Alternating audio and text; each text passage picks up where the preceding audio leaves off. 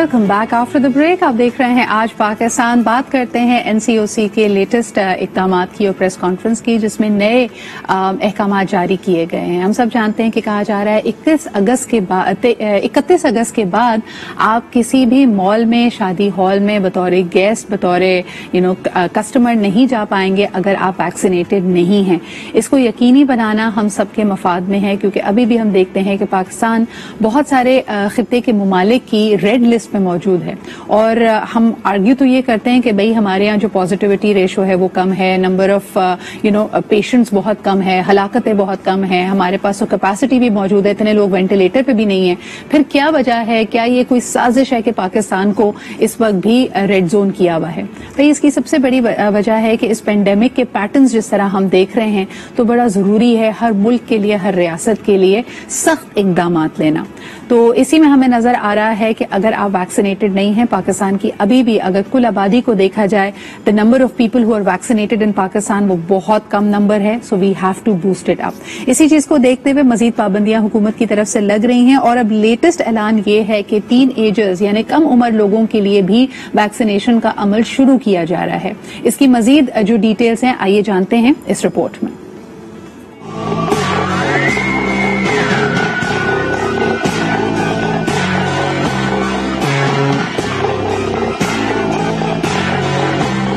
Corona को मात देने का मिशन, तेज कर दी गई वैक्सीनेशन। मुल्क में अब 17 साल के अफराद को भी डोज लगेगी। 12 से 15 साल उम्र तक के बच्चों के लिए भी वैक्सीन प्लान तैयार। 1 सितंबर से 17 साल से ऊपर के लोग वैक्सीन लगवा सकेंगे। 15 साल से लेकर 16 और 16 से 17 साल वाले बच्चे जो हैं उसकी भी वैक्सीनेशन का आगाज होगा। उसका चंद दिनों में हम एग्जैक्ट तारीख का ऐलान कर देंगे। तलबा के ट्रांसपोर्टेशन अमले के लिए 31 अगस्त तक वैक्सीनेशन लाजमी करार। 30 सितंबर के बाद स्कूल और ट्रांसपोर्टेशन में मुकम्मल वैक्सीनेशन के बगैर काम नहीं किया जा सकेगा। 15 अक्टूबर के बाद मुकम्मल वैक्सीनेशन के बगैर तालीमी इदारों में दाखिला बंद होगा। 15 अक्टूबर के बाद मुकम्मल वैक्सीनेशन न लगाने वालों को पब्लिक ट्रांसपोर्ट में सफर की इजाजत नहीं होगी। शॉपिंग मॉल्स, होटल्स और गेस्ट हाउस में भी 30 अगस्त और 30 सितंबर की पाबंदियां लागू होंगी। शादी की तकरीबात में भी 30 सितंबर के बाद बगैर मुकम्मल वैक्सीनेशन नहीं जा सकेगा। मोटरवेज और हाईवेज पर भी 15 सितंबर से पहली डोज और 15 अक्टूबर के बाद दोनों डोज की पाबंदी होगी। 30 सितंबर के बाद मुकम्मल वैक्सीनेशन न होने पर हवाई सफर नहीं हो सकेगा, न कोई मुल्क में आ सकेगा, न बाहर जा सकेगा।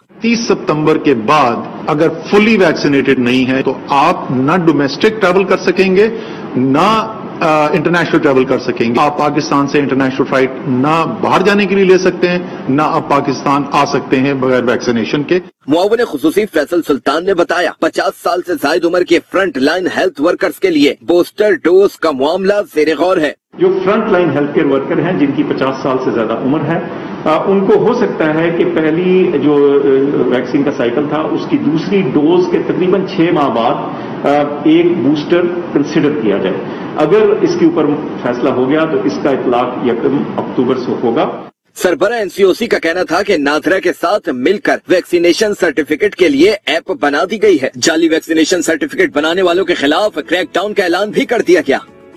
जी जनाब, तो ये बड़ा अहम है कि जाली वैक्सीनेशन, और मुझे पता है कि अभी भी कई अफवाहें गर्दिश कर रही हैं कि जी ये आपके लिए मुज़र सेहत है। आई एम श्योर कि ये भाम लोगों के जहनों में मौजूद है, लेकिन ये ज़रूरत वक्त है। खास तौर पे अगर आपने दुनिया से कट कर नहीं रहना, अगर आपने ये अपनी जो सरगर्मियां हैं उनको जारी रखना है, तो प्लीज इन मिस इन्फॉर्मेशन की तरफ या फेक न्यूज की तरफ तवज्जो ना दें। हम इसके बारे में एक्सपर्ट ओपिनियन भी लेंगे। हमारे साथ मौजूद होंगे doctor Qaiser Sajjad, who has been in the heart of things, और उनसे जानेंगे कि टीनेजर्स के लिए या कम उम्र अफराद के लिए जो वैक्सीनेशन को शुरू किया जा रहा है, इसमें is there anything that we should be concerned about. So let me see if we have him with us already और नॉट।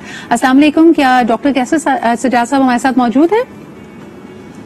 हेलो, आई थिंक हम उनसे राब्ता कर रहे हैं। इसके अलावा आप भी हमें कॉल करके बता सकते हैं कि जहां एक तरफ असातिज़ा और स्टूडेंट्स ये कह रहे हैं कि स्कूल की जो सरगर्मियां हैं उनको दोबारा बहाल कीजिए, तो क्या वुड यू बी विलिंग कि अगर ये अब सहूलत क्योंकि टीनेजर्स के लिए है, पेरेंट्स इस वक्त क्या सोच रहे हैं, क्या वो अपने कम उम्र बच्चों को वैक्सीनेट करवाएंगे या नहीं? अगर आपकी इस बारे में राय है हमें कॉल करके जरूर बताइए। इस वक्त हम बात करते हैं डॉक्टर कैसर से। अस्सलाम वालेकुम सर।